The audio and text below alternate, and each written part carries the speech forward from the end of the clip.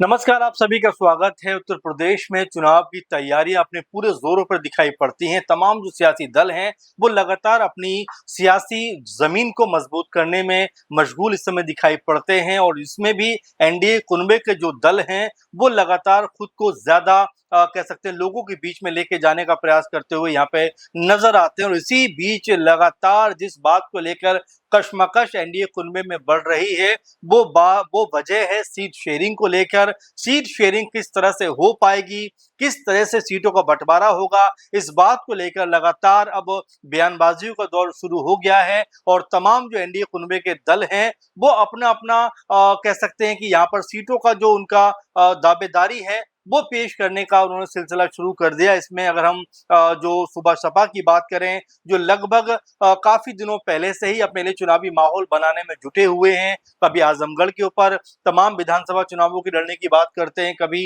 एक लिस्ट निकालते हैं जिसमें पूर्वी उत्तर प्रदेश से लेकर पश्चिम उत्तर प्रदेश तक तमाम सीटों के ऊपर चुनाव लड़ने की बात करते हैं। और इसी बीच अब ये खबर निकलकर सामने आती है कि आरएलडी भी अब जो है अपनी सीटों की डिमांड यहाँ पर कर सकती है। आपको बता दें, आरएलडी की तरफ से जो एनडीए कुनबे का बीजेपी का एक मजबूत सहयोगी है उत्तर प्रदेश में, और खासकर पश्चिम उत्तर प्रदेश की बात करें तो आरएलडी का कद लगातार यहाँ पर मजबूत हुआ है। ऐसे में जयंत चौधरी, जिनके हाथों में पार्टी की इस समय बागडोर है, उनको लेकर ये कहा जा रहा है कि वो कोई बड़ा फैसला जो है आने वाले दिनों में उत्तर प्रदेश के लिहाज से करते हुए दिखाई पड़ सकते हैं। मुरादाबाद में कुछ दिनों पहले उनकी एक जो है रैली भी देखी गई और एक तरीके से वो दावा मजबूत करते हुए दिखाई पड़ते हैं कि उन्हें कम से कम 40 से 45 सीटों के बीच में मिलती हुई दिखाई पड़ेंगी। 2022 की बात करें, जब उन्होंने अखिलेश यादव के साथ में मिलकर चुनाव लड़ा था, उस समय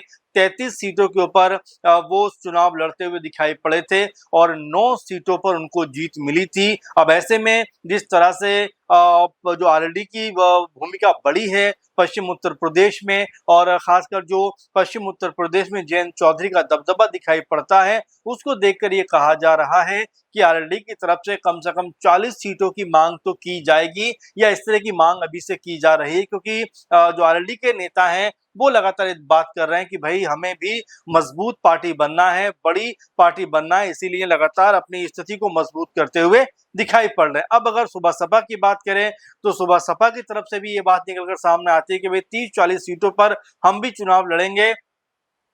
34-35 सीटों पर तो उन्होंने अपने प्रभारी तक उतार दिए हैं, तो ऐसे में वो भी ज्यादा सीटों की मांग यहाँ पर करते हुए दिखाई पड़ते हैं। और 2022 की बात करें, 2022 में एनडीए के साथ में वो नहीं थे, यानी कि उस समय समाजवादी के साथ में थे और समाजवादी पार्टी के साथ में मिलकर चुनाव लड़ा था। उनको 28 सीटों पर लड़ने का मौका मिला था और उसमें से 6 सीटों पर वो जीत दर्ज करते हुए दिखाई पड़े थे। और यहाँ पर वो भी कम से कम 34-35 सीटों की या लगभग 40 सीटों की मांग करते हुए दिखाई पड़ सकते हैं। साथ में अगर हम बात करें कि अब तक ये जो दोनों दल थे, 2022 के हिसाब से बात करें तो ये दोनों दल बीजेपी के साथ में नहीं थे, तो उस वक्त की जो सीट शेयरिंग थी वो अलग तरह की दिखाई पड़ी थी। लेकिन अब जब ये दोनों ही दल बीजेपी के साथ में है, गठबंधन में है, मंत्री हैं कई लोग इनके दलों से, तो ऐसे में बीजेपी को इनका भी ध्यान रखना पड़ेगा। और जिस तरह से अभी से ये जो दल हैं भूमिका बनाने का प्रयास कर रहे हैं, ऐसा लगता है कि बीजेपी के दबाव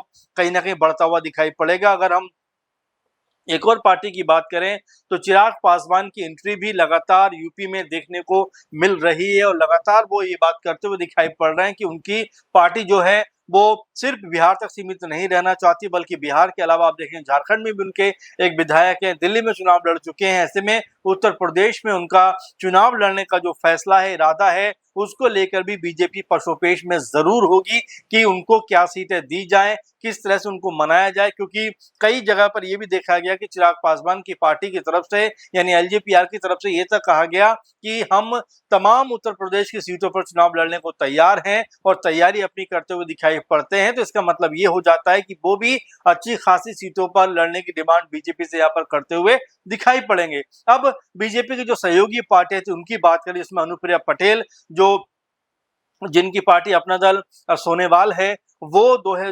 2022 में 17 सीटों के ऊपर चुनाव लड़ी थी। और बड़ी और अहम बात यह है कि उनके हिस्से में 12 सीटें आई थी, यानी 12 सीटें उनकी पार्टी जीती हुई दिखाई पड़ी थी। तो ऐसे में जो खबर निकल के सामने आ रही है कि ये अनुप्रिया पटेल भी अपने लिए ज्यादा सीटों की डिमांड कर सकती हैं। अभी फिलहाल खुलकर तो बात सामने नहीं आई है, लेकिन कहा जा रहा है कि जो उनका जीत का प्रतिशत था 17 में से 12 सीटें जीतना अपने आप में ये बताता है कि उन्होंने मजबूत दबदबा अपना बनाकर रखा। तो क्या उस नाते इस बार उनको भी ज्यादा सीटें मिलती हुई दिखाई पड़ेंगी, या फिर अनुप्रिया पटेल जो है वो ज्यादा सीटों की डिमांड करेंगी, ये भी अपने आप में अहम बात होने वाली है। अब हम निषाद पार्टी की बात करें, संजय निषाद जो पार्टी के प्रमुख हैं, उनकी बात करें तो 2022 में बीजेपी के साथ मिलकर ही चुनाव लड़ा था। 15 सीटों पर चुनाव में उतरे थे और 6 सीटें जीतते हुए दिखाई दिए थे, यानी लगभग सुबह सपा के बराबरी सीटें जीती थी। लेकिन उनको सुबह सपा के मुकाबले अगर आंकड़ों में देखा जाए तो 3 सीटें कम मिली, जबकि सुबह सपा के साथ थी, लेकिन बीजेपी के साथ में निषाद पार्टी थी, उस वजह से उनको भी 3 सीटें कम मिली। तो क्या अब इस बार एनडीए कुनबे में क्या वो भी ज्यादा सीटें चाहेंगे? क्या वो भी ये चाहेंगे कि कम से कम 20 से 25 सीटें उनके हिस्से में आए? तो मिला जुला कर देखा जा रहा है कि ये तमाम जो पार्टियां हैं, जो एनडीए कुनबे की पार्टियां ही हैं, उनका क्या रुख रहने वाला है, ये अपने आप में बहुत ज्यादा चिंतनीय विषय बीजेपी के लिए होने वाला है। क्योंकि अब तक आरएलडी और सुबह सपा भले ही उनके सहयोगी हैं, लेकिन चुनाव के हिसाब से देखा जाए तो दोनों ही पार्टियों को 2022 में उनको कोई सीट देनी नहीं पड़ी थी। दोनों जो थे दूसरे दलों से के साथ में चुनाव लड़ रहे थे, उसके बाद बीजेपी में आकर वो एक तरह के गठबंधन में शामिल होते हैं। अब यहाँ पर जब इनको सीट को बांटा जाएगा, सीट को जब तय की जाएंगी, तो किसके हिस्से में कितनी सीटें आएंगी, ये अपने आप में बड़ा प्रश्न बनता हुआ दिखाई पड़ेगा। क्योंकि आरएलडी लगातार खुद की जो भूमिका है पश्चिम उत्तर प्रदेश में, उसको बढ़ता हुआ देखना चाहती है। और कई जगह पर तो यहाँ तक कहा गया कि जयंत चौधरी समूचे उत्तर प्रदेश में अपनी पार्टी को बड़ा करते हुए दिखाई पड़ेंगे। पूर्वांचल में भी एक समय जयंत चौधरी घूमते हुए दिखाई पड़े थे। तो क्या इन तमाम चीजों को देखते हुए ये माना जाए कि आने वाले दिनों में आरएलडी भी ज्यादा सीटों की डिमांड कर सकती है? वहीं अगर हम सुबह सपा की बात करें तो वो तो पहले ही इस बात को लेकर के इशारा कर रही है कि उनको कम से कम 30 से 35 सीटें दी जाएं। वो अपने आप में बड़ा सवाल बीजेपी के लिए बन जाता है। अगर हम चिराग पासवान की एंट्री की बात करें, जो जो बिहार में अपनी मजबूत एक पकड़ बनाकर रखे हुए हैं, 5 उनके पास सांसद हैं, 19 उनके पास विधायक हैं, खुद मंत्री भी हैं चिराग पासवान, उनकी पार्टी से भी लोग मंत्री हैं। तो जाहिर सी बात है अब एमएलसी के लिए भी उनको एक सीट मिली है बीजेपी की तरफ से, एनडीए की तरफ से, तो वो भी अपनी पार्टी का कद बढ़ाते हुए दिखाई पड़ रहे हैं। वहीं अगर झारखंड की बात करें तो वहां पर भी उनके एक विधायक दिखाई पड़ते हैं। तो इन तमाम चीजों को देखा जा सकता है कि चिराग पासवान की अब जो पॉलिटिकल अप्रोच है वो कहीं ना कहीं बिहार से निकलकर बाकी दूसरे राज्यों में भी दिखाई दे रही है। और इसी तरह से उत्तर प्रदेश में भी वो चुनाव लड़ना चाहते हैं। और जिस तरह से वो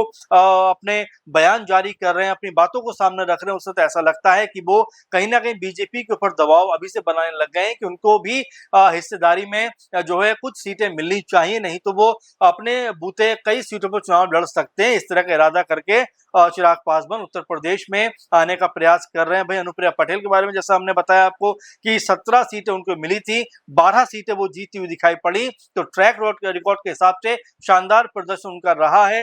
तो क्या उनको भी सीटें ज्यादा मिलती हुई दिखाई पड़ेंगी? निषाद पार्टी जो 15 सीटों को लेकर कहीं ना कहीं जद्दोजहद में है कि उनको भी ज्यादा सीटें मिलनी चाहिए, क्योंकि 15 में से 6 सीटें तो वो जीत चुके हैं। अब ऐसे में बुरा भाग करके देखा जाए तो लगातार जिस तरह से हम तमाम पार्टियों को देख रहे हैं, तमाम दलों को देख रहे हैं एनडीए कुनबे के, उनमें मुश्किल बात यह है कि सीटों का जब बंटवारा होगा तो कहीं ना कहीं परेशानी पशुपेश में चीजें पड़ती हुई दिखाई पड़ेंगी। अब बीजेपी का आला कमान इसको कैसे सुलझाता हुआ दिखाई पड़ेगा, कैसे इसके ऊपर मंथन करता हुआ नजर आएगा, और क्या सुबह सपा और आरएलडी जो लगातार अब उनकी तरफ से इस बात को लेकर चर्चाएं हैं कि ज्यादा सीटों की मांग कर रहे हैं, तो क्या उनके मन मुताबिक सीटें दी जाएंगी? और ऐसे में बीजेपी कितनी सीटों पर चुनाव लड़ेगी? ये कई सारे अहम सवाल हैं जो आने वाले दिनों में निकलकर जरूर सामने आएंगे, चर्चाएं होती हुई दिखाई पड़ेंगी। अब ऐसे में आपको क्या लगता है कि क्या आने वाले दिनों में बीजेपी के लिए ये सीट शेयरिंग का विषय जो है वो चिंता का सबब बनता हुआ दिखाई पड़ेगा? कमेंट करके जरूर बताइए। फिलहाल के प्रोग्राम में बस इतना ही।